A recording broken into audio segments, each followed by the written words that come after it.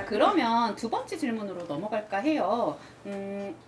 내가 입사 전까지 아마 이거는 수연쌤이 가장 그 생생할 것 같은데 입사 전까지 내가 한 준비 중에 가장 효과적이었던 준비 하나를 꼽으라면 입사의 성공 요인 하나를 꼽으라면 무엇이었을까요? 저는 면접 준비를 이제 사전에 좀 철저히 해야 된다고 생각을 하는데 이제 어차피 학력에서는 업그레이드 할 수 있는 만큼 업그레이드가 돼 있기 때문에 그 지원 자격에 그렇죠. 네, 지원 자격에서는 이제 학력 부분은 좀 업그레이드를 해놨고 음. 가장 중요한 건 이제 면접에서 어떻게 이제 준비를 해왔고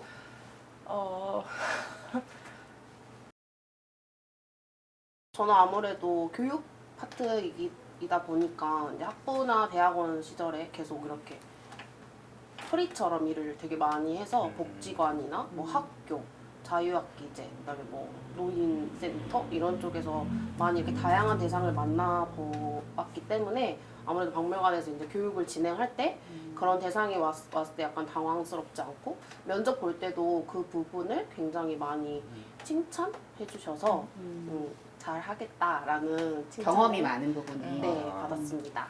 네네. 서경 선생님 같은 경우에는 원래 전공이 한국화 전공이세요. 어. 전남대학교 그 한국화 전공을 하시고 지금 석사 때 문화예술 기획으로 지금 대학원에 들어오시면서 그 전공을 약간 바꾸셔서 문화예술 교육을 지금 계속 진행을 하고 그렇죠. 맞습니다. 좀 기획 쪽으로 다르게 생각을 해가지고 전공을 변경하신 뭐 이유가 있으신지. 그러니까 이런 질문인 것 같아요. 어쨌든 예술가로서의 학부 전공을 가지고 있었다가 대학원에서 졸업을 한 후에 이제 교육 파트를 담당하는 학위사로서 일을 하고 있잖아요. 그런 전환점이 사실 슬픈 이야기지만 저는 이제 원래 실기를 계속 했던 건 아니고 서예를 먼저 시작한 다음에 이제 회화로 넘어간 케이스여서 사실 학부에 그림을 그리는 게 저에겐 되게 스트레스였어요. 그래서 이제 이론 전공 수업을 많이 듣다 보고 워낙 미술관이나 박물관 전시 보는 걸 좋아해서 큐레이터라는 직업을 이제 알게 되어서 내가 그럼 이 길을 가야겠구나 해서 이 길에 대해서 이제 학부에서 쌓고 그 다음에 이제 학예사 자격증이라는 걸 따려면 경력이 필요해요. 그래서 그 경력과 한 석사 요구 조건을 채울 수 있는 곳이 문화전문대학원이라고 생각을 해서 여기로 왔습니다. 입사 전략의 성공 요인. 저는 이제 흔히 이야기하는 취준생으로서 영어, 그 토익과 토익 스피킹, 자격증, 대외 활동 이런 것들은 이제 그냥 기본적으로 항상 준비를 했었었는데요. 저희 기관 한국문화예술위원회에 입사하고 싶은 분이 계시다. 그러면 글 읽는 거를 추천을 좀 드리고 싶어요. 글 읽고 쓰기. 이게 굉장히 중요한 게 저희 회사는 입사 그 서류 지원 그리고 필기시험 면접 이렇게 세 가지로 구성이 되어 있는데 이 논술 필기시험이 굉장히 중요하고 문제도 어렵고 기준도 매우 크게 가지고 있는 부분이기 때문에 이 논술을 잘 쓰기 위해서 자주 읽고 또 잘 쓰는 연습을 하는 게 가장 중요한 것 같아요. 그렇다면 책을 하나 소개해 준다면 어떤 책이 좀 좋을까요? 책보다는 저는 일단 문화예술 또는 기초예술이나 저희 한국문화예술위원회와 관련된 연구 자료들, 연구 논문들을 먼저 찾아보는 게 중요할 것 같은데 특히 저희 김인설 교수님께서 쓰신 예술의 가치에 대한 부분이 있습니다.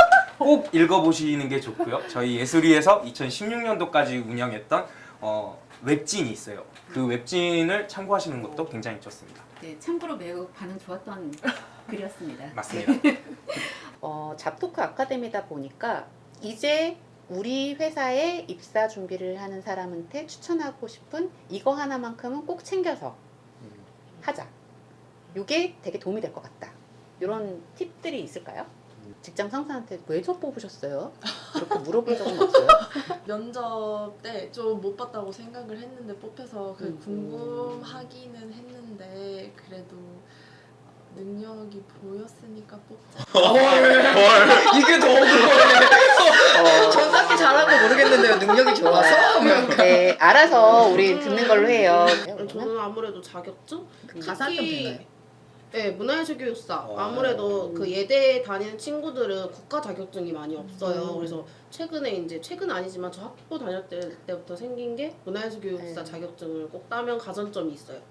그리고 이제 더 좋은 건 학예사 자격증이 있으면 더 좋겠죠. 그렇죠. 뭐 문화예술 교육사 자격증에 대해서는 저도 할 말이 많긴 하지만 그냥 저는 하지 않을게요. 그 밑에 자격증 나가나요? 뭐 가지고 있는 아, 보유한 그런 거 아니에요? 자격증 뭐 네, 한번 나가서 이렇게 위로 이렇게 네. 막 잡아 올라요. 위로 올라가고. 네, 그래도 넣어주세요.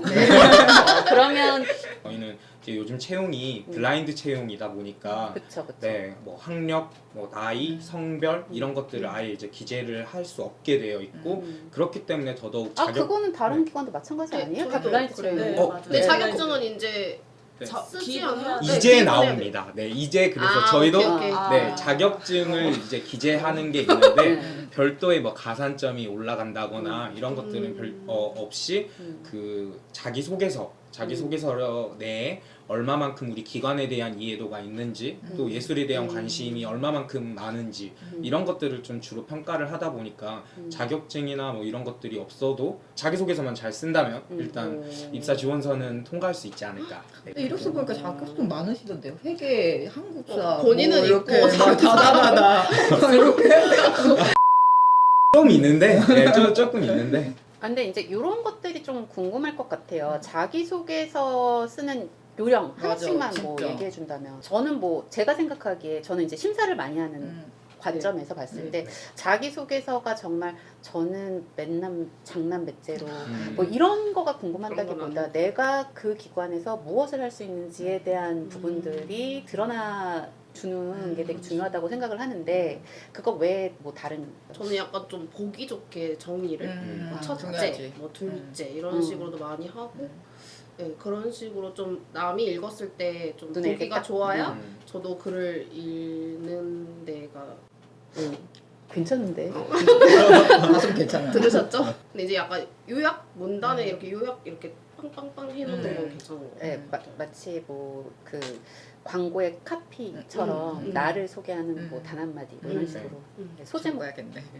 저도 비슷한데 두 갈식으로 그 자기소개서의 첫 문항에 그 질문하는 내용에 대한 핵심 문장을 먼저 첫 문장에 넣어주는 것 이게 굉장히 중요한데 또 약간의 팁은 그 제가 쓴 자기 그 소개서의 그 한 글을 대표할 수 있는 제목을 맨 첫 번째 제목을 쓰는 것도 맞아요. 좀 괜찮을 것 같아요. 꼭 다 써야 되는 건 아니지만 첫 제목을 먼저 보여주고 이후에 본인의 글을 뭐 500자, 뭐 500자에 맞춰가지고 1000자에 맞춰가지고 쓰는 것도 되게 괜찮을 것 같아요. 이게 되게 좋은 예신 게 왜 그러냐면 사실은 자기소개서를 촘촘히 읽지는 못해요. 시간이 너무 많잖아요. 그러니까 처음에 읽는 사람이 이걸 읽어야 되겠다 말아야 되겠다 판단을 줄 수 있는 근거를 앞에 빡 제시를 해주는 건 되게 중요한 거거든요. 제 입장에서는 봤을 때 어때요? 프로 좀 심사로 프로 심사. 괜찮았나요? 네. 세개 들으니 그럼 수연쌤은 네, 저는 정말 최근까지도 자기소개서를 거쳐왔었는데 진짜 중요한 건 질문이 뭘 요구를 하는지 그거를 진짜 잘 간파를 해야 될 것 같아요. 그래서 뭐 예를 들어서 가장 뭐 힘들었던 순간은 어땠고 뭐 그걸 어떻게 해결을 했는가인데 그래서 어떤 결과가 나타났고 네가 그래서 어떤 생각을 했는데 라는 이게 제일 중요하게 생각을 하기 때문에 그걸 이제 마지막에 그거의 비중을 좀 높여서 글을 쓰는 게 좋을 것 같아요. 네, 그러니까 정해진 글자 안에서 네. 그렇죠. 저 질문이 하나 있는데 그러면 아까 자격증과 관련해서 뭐 기입하는 난이 있지만 실질적으로 그 가산점 부여가 안 된다고 했었을 때 그런 거를 좀 자기소개서에서 뭐 자연스럽게 어필하는 방법 같은 건 어떠나요? 이 부분은 물론 가산점은 없지만 내가 지원하는 기관 또는 직무와 내가 갖고 있는 자격증이 연관이 있다라고 하면 자랑으로서라기보다는 내가 회사에 얼마만큼 입사하고 싶은지 그 노력으로서 하나를 비춰주는 그 도구 일종의 도구 형태로서 본인을 나타내기는 굉장히 좋은 것 같아요. 하지만 내가 이것도 땄고 이것도 했고 이것도 했다 나열식이라는 것보다는 내가 이 회사가 너무 좋아서 이런 것들에 관심을 가져왔고 그래서 이런 자격증도 땄고 그래서 이 회사에서 어떤 일을 할 수 있을 것이다 이런 성과를 낼 수 있을 것이다 이렇게 연결해 나가면 조금 자유한 네. 누군가의 입사 지원서를 딱 봤는데 이거는 한국문화예술위원회의 입사 지원서가 아니고 어디를 다 넣어도 상관없는 입사 지원서라는 인상을 주는 경우는 바로 탈락이거든요. 심지어 다른 회사, 다른 기관의 명칭이 자기소개서에 있는 경우도 있어요. 그런 경우도 최악이다. 있다고 합니다. 예, 정말 진짜. 있습니다. 네. 갑자기 생각이 난 건데 세 가지 부분, 그 전형별로 한 가지씩 말씀드리면 입사 지원할 때는 카피, 복사해가지고 붙여넣기 하는 거 맞아요. 이게 굉장히 좀 위험하기 때문에 하는 건 조금 아닌 것 같고 또 구성 필기 시험 볼 때 컴포지션이라고 해서 구성을 어떻게 글을 작성하는 데 있어서 어떻게 글을 구성할 것인지를 잘 미리 짜는 게 되게 중요한 것 같아요. 그래서 시간에 그 1시간 반이라는 정해진 시간 동안 논술을 잘 논리적으로 쓰는 것 이걸 주의해야 할 것 같고 저기 논문 어떻게 쓰나 볼게요. 아 죄송합니다. 죄송합니다. 여러분 다 잊어주세요. 그러니까 기대되네. 기대된다. 꼭 읽어봐야겠다. 한 명 더. 아 그리고 마지막은 면접 때 크라임 우는 것. 근데 진짜 우는 그러면 안 사람들이 되지. 있어요? 네. 그렇다고 하더라고.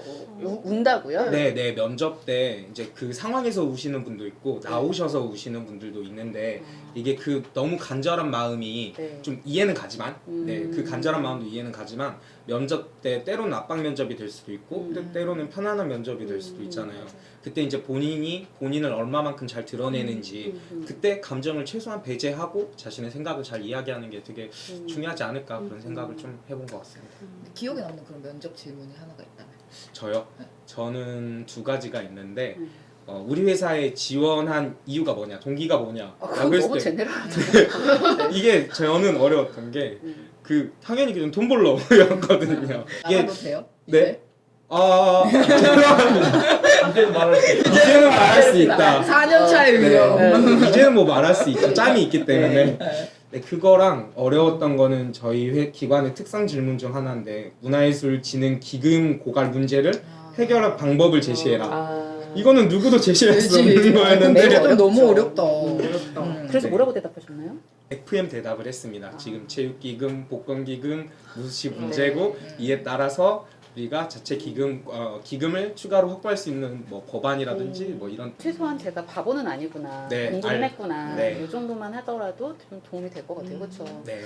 저는 직무에 관련된 질문이 많았는데 사실 제가 대학원에서 그 VR, AR 관련된 강의를 일단 마지막 학기 때 처음으로 한번 들어봐가지고 진짜 그 수업 내용을 계속 복기시키면서 어떻게 하겠다 그래서 근데 이제 심사위원 분들도 관련된 뭐 교육 받은 것도 없고 수업도 없고 그런데 어떻게 할 거냐 그래서 뭐 필요하다면 퇴근하고 공부를 할 것이고 주말에도 세미나 같은 데를 가가지고 공부를 해서 이 부족한 부분을 채우겠다 이렇게 말했었거든요.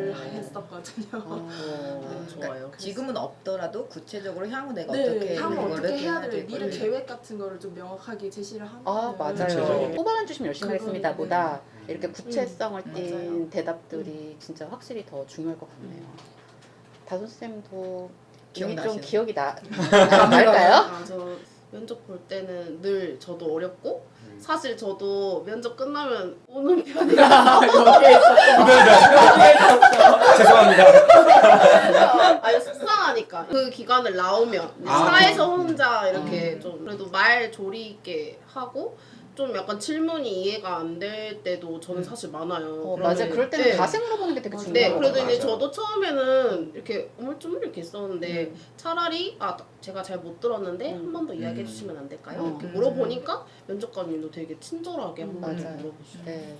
되게 이거 되게 중요한 것 같은 네, 게 이 사람이랑 의사소통을 하는 데 있어서 이 사람이 얼마나 빠르게 질문하는 사람의 포인트를 잡아내느냐 이 능력 되게 중요하거든요. 근데 질문하는데 자꾸 다른 얘기를 내. 네. 그러면 이제 상상이 되는 거죠. 네. 일 시키기 어렵겠다. 그리고 같이 이제 하기 표정이 안 어렵겠다. 좋아지시죠 네. 바로. 그러니까 맞아 표정 응. 읽어내는 네. 능력도 되게 좋은 것 같아요. 면접관님이 이렇게 표정이 딱 이상한 말 하면 이거 아니구나. 좀 괜찮은데. 다솜이가 잘할 수 저평가돼서 있어요. 있어요. 성장주예요. 어, 성장주. 진짜. 네.